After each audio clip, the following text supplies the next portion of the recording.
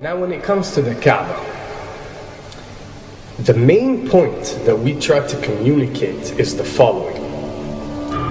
In Islam or in the Quran, God teaches that if all mankind and if all the jinn combine to sin and move away from God, then God doesn't lose one atom's worth of His kingdom.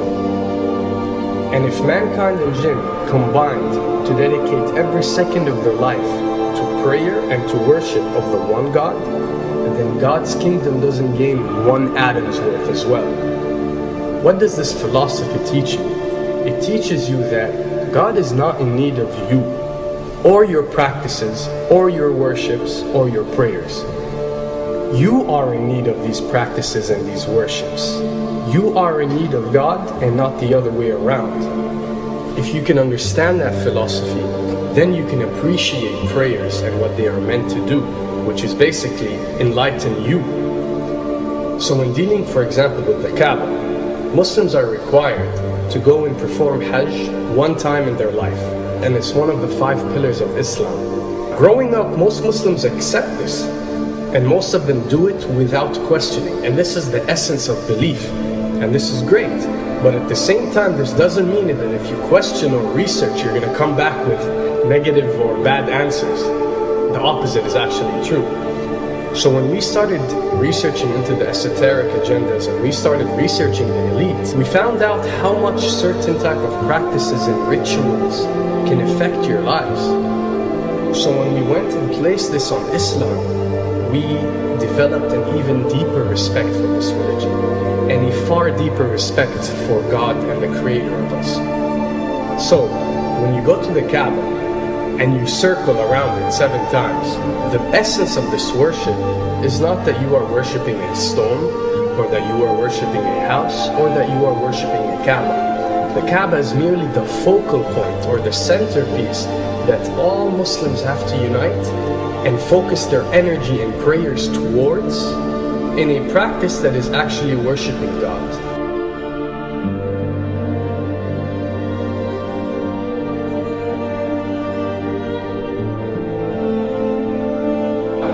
Now, going in circles counterclockwise does not break you away from time and space. But the fact that the energy of the Kaaba is the strongest energy on earth and it flows counterclockwise, by you flowing in correlation with this energy, you are uplifting yourself. You are reaching spiritual levels that you rarely do experience anywhere else on earth. And the fact that you got to do it 7 times, and we are taught that there are 7 skies or 7 samawat or 7 spiritual planes, then one can discover that each circle breaks you through a spiritual plane spiritually, so you can reach the ultimate state of wisdom and spirituality. Does this mean that only Muslims can reach this level?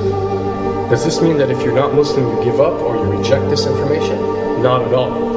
In essence, any one of you, regardless of what your faith is, if you are dedicating your worship and your journey to the one and only Creator and not anything created, then you are on a righteous path.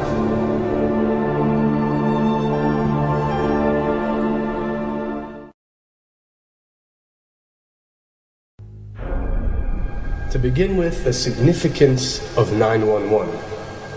What you have to understand, and what we are trying to explain, is that when dealing with extra dimensions, or when dealing with beings from extra dimensions like jinn, for example, or when dealing with the Illuminati, or the elite, or people that follow a certain type of esoteric agendas, although me and you communicate through words and letters, they have chosen a different type of language. And this is a cross-boundary type of language. This is a language that goes across the boundaries, understood by all. And this is the language of numbers and shapes. And this is why whenever you do research about these groups, you'll find out that they practice something called sacred numerology and sacred geometry. What does this mean? It means that each number is given a meaning. Each shape is given a meaning. A meaning is communicated whenever a shape is presented or a number is presented by these specific groups I'm not talking about random people or random groups. We're talking about specific groups that follow this type of agenda. When numbers are used, it signifies a certain type of meaning. When shapes are used, the same is followed. So, in their definition, in a numerological sense, 10 is the Alpha and the Omega, or the God. 11 is a step above God. 101 is a step above God. 911 or 911 is the skipping of God. It is the ultimate challenge. It is going from number 9, which has a specific meaning, to number 11 without going through 10. It's skipping God. So it's no coincidence that this event that we call 911 today took place on 911. It is the ultimate challenge. So now that we understood what 911 means, what other practice do we do that deals with 911? Calling a number whenever you are in an emergency. Now, creating an institution that helps people whenever they are in need of help and whenever they are experiencing an emergency is fine. There's nothing against it. There's no religion, there's no logical person on earth that will tell you this is wrong. But when you understand how sinister that these elite are and the way they work on a level that's way beyond what you think. So the fact that when you're experiencing an emergency or when you are in need of help, you have to pick up a phone and dial 911, which is the ultimate numerological definition of skipping God, then you'll understand how these people work.